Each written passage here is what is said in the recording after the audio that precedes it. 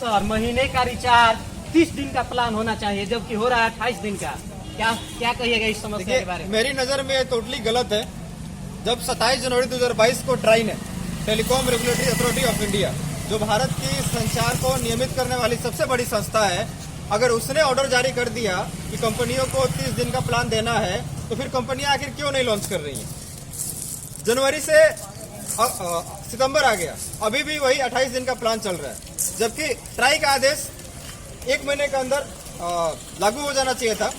इसका जो मुझे सबसे आपको पता होगा कि ट्राई ने 1 बार नहीं, 2 बार नहीं, 3 बार नहीं, बल्कि 4 बार आदेश दे दिया है, फिर भी टेलीकॉम कंपनियां अपनी आदेश नहीं मान रही है, उनकी आदेश को मनमानी कर रही है। इस पे क्या कहिएगा? ये पूरी की पूरी टेलीकॉम कंपनियों की साजिश है। ये आपस में अपना एक ग्रुप बना ली है और साजिश के तहत ये लोग डिसाइड कर रही हैं कि सरकार का बनाया हुआ आयोग कुछ भी बोलता रहे, लेकिन हम सुनेंगे नहीं। अब आप खुद ही सोचिए कि 2016 से पहले मार्केट में कितना कंपटीशन था।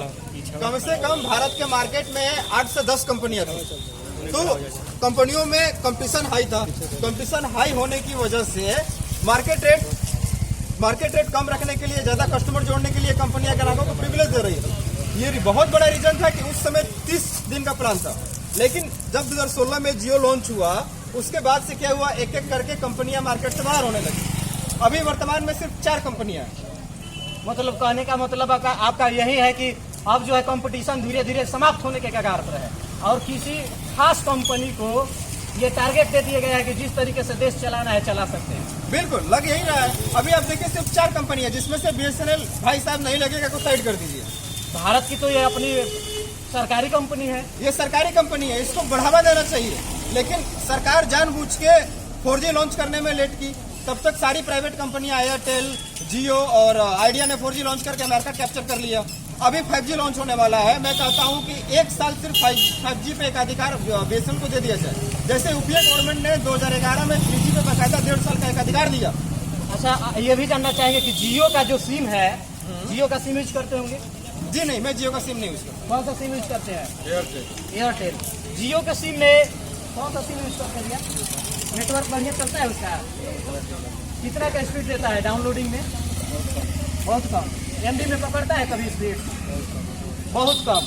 सुन लीजिए, ये स्थिति है जियो की। क्या कहिएगा सर? MB में स्पीड नहीं देती है, जबकि उसको देना चाहिए 50 MB का स्पीड देना चाहिए, जबकि देता है KB में। क्या कहिएगा इस पे? मैं तो यही कहूंगा कि मैं 2016 में जब जियो लॉन्च हुई थी तो जियो का सिम मैंने भी लिया था। उस समय ग्राहकों को जोड़ना था, पैसा कमाना उद्देश्य था, तो डाउनलोडिंग और अपलोडिंग स्पीड दोनों ठीक ठाक थी, बहुत बढ़िया था। जैसे स्टार्टिंग में ठीक ठाक था। जैसे जैसे इनके कस्टमर बढ़ते गए, तो ये प्रॉफिट के चक्कर में ग्राहकों का वो सर्विस नहीं दे रहे हैं जिसकी हमें रिक्वायरमेंट है, जिसके लिए हम पैसा पेड कर रहे हैं। अभी क्या है, KB में स्पीड आ रही है, तो मैंने जियो का सिम रखना ही छोड़ दिया। तो आपको बता दें कि जब से KB में स्पीड आना स्टार्ट हुआ है, तो 4G को अब 5G में बदलने का प्रावधान भी चालू हो गया है। अब जियो फाइबर लगने स्टार्ट हो गया है। जहां हम लोग जियो का सिम लेकर के बढ़िया से काम करते थे, वो अब खत्म हो गया है प्रोसेस, है कि नहीं है? हाँ सही बात है। 5G जहां प्रोसेस था कि 4G का सिम लिए, जियो का नेट यूज किए, बढ़िया काम किए, लेकिन अब जियो फाइबर यूज किया जाने लगा है। क्या कहिएगा? अभी तो फाइबर के बारे में मुझे ज्यादा नॉलेज नहीं है, क्योंकि मैं इसको उपभोक्ता बना नहीं हूँ। जियो फाइबर लगा करके लोगों से भी पैसा धीरे धीरे वसूला जाने लगा है। जिस तरीके से जियो कंपनी स्टार्टिंग में आई थी, वैसे ही प्रलोभन देकर के अब जियो फाइबर के रूप में प्रलोभन दे रही है। वही होगा, एक समय जब जियो सिम आउट हो जाएगा और फाइबर पे सारे कस्टमर डिपेंड हो जाएंगे, फिर फाइबर का बहुत तेजी से रेट बढ़ेगा, हमारे पास कोई ऑप्शन भी नहीं रहेगा।